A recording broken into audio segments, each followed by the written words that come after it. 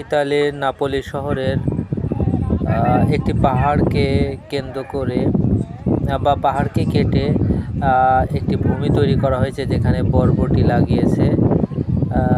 আনুমানিক প্রায় 150 বিঘার উপরে সম্পত্তি হবে।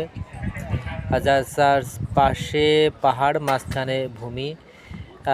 এক মাঝখান থেকে আমি ভিডিও করছি। এক সাইড থেকে ভিডিও করলে আরেক সাইডে সম্পূর্ণ দেখা যায় না। পাহাড়টি উঁচু নিচু ঢালু